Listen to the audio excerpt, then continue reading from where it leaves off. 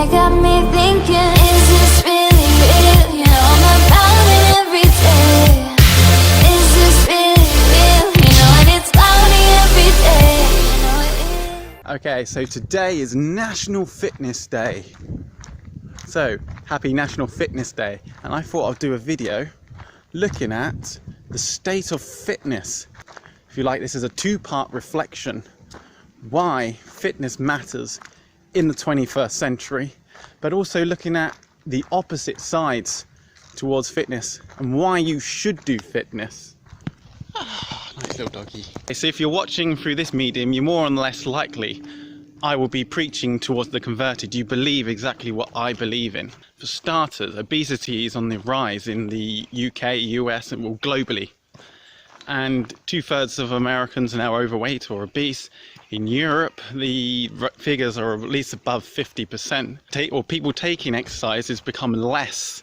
And people doing physical activity, so that's movement, that's different to exercise in general, has also decreased. Diseases like type 2 diabetes, cardiac problems, comorbidity.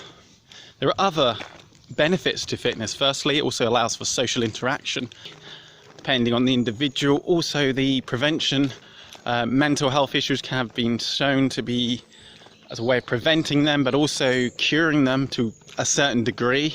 The ability to, in terms of self-mastery, confidence in your own abilities, motivation to do things because you generally have more drive, more energy. Also, education has improved generally between if you're doing more exercise or physical activity. But fitness is more than just going out, hammer and tonging it at the local leisure centre, either at the weights, swimming, whatever, cycling, whatever. There's more to fitness than just exercise. Fitness incorporates nutrition, incorporates your sleep. It's a way of lifestyle. I'm using the word so every damn day fitness, Alan Roberts. Fitness happens every damn day. I fully understand that not everyone enjoys fitness. We know that fitness can produce pleasure hormones, but due to traumatic instances, people don't generally like fitness for whatever reason. But regardless of the benefits of fitness, and it marries into the state of science today and how science is affecting fitness and trying to improve it in order to improve our health, because that's the ultimate aim of fitness. There are those members of society who are against it, who are against fitness for whatever reason, and this leads into my next point about the state of fitness. Is fitness fit? What we are seeing a lot in fitness is what we refer to as bro science. It's not a scientific term, I know.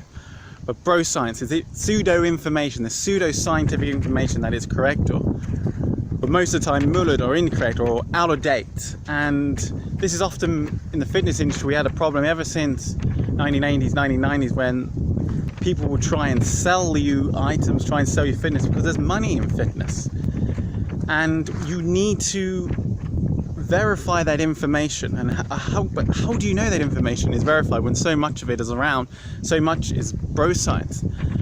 And if you haven't read the journals or don't understand yourself, obviously I would say research the journals. But if you don't have an understanding, then you need to find somewhere where the information is readily available and easy to understand.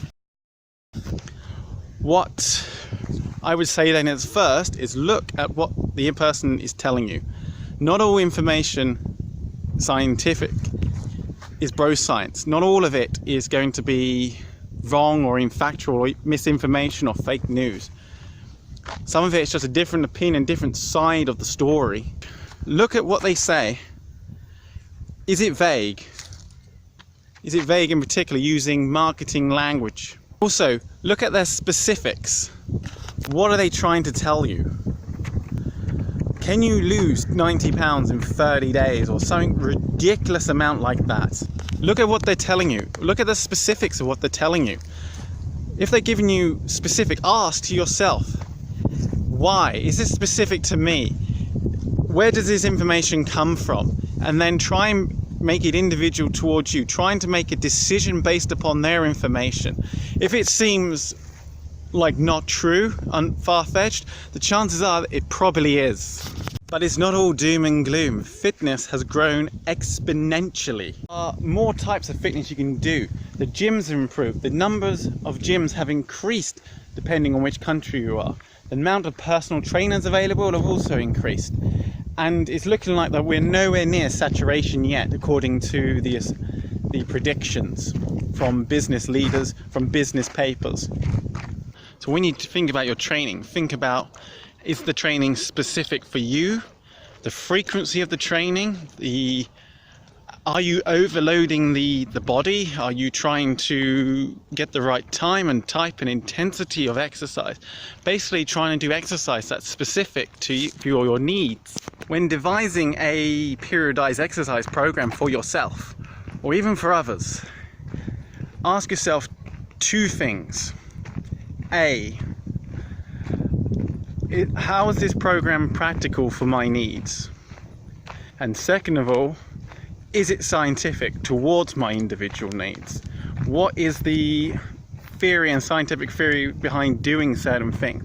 Because that way you will gain the most out of your exercise program. And ultimately, we don't spend enough time outdoors doing activity. We live comfortable lifestyles. And give you a clue, for instance, in the UK, although this is a global trend, UK, we're an anomaly, or over 90% of times indoors. That would equate to, on a spectrum, average climate temperature of 10 degrees Celsius. Now that sounds a bit stupid, that's the yearly temperature, especially as I'm standing outside and it's 28 degrees now. So if you're looking to lose weight, think of it as a calories in versus calories out for the main part. One must also bear in mind the fact that a calorie for one person is not necessarily the same calorie for another, depending on their individual needs, depending on the product they're eating as well.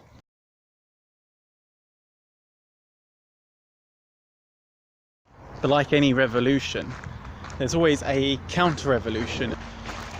In 2019, what we are seeing, that's what Plato would have described or would have understood, without trying to get too much into politics. Democracies often form the greatest tyrannies, and in terms of fitness, we are seeing, if you like, science denial, the counter fitness movements, the counter sporting movements coming into play.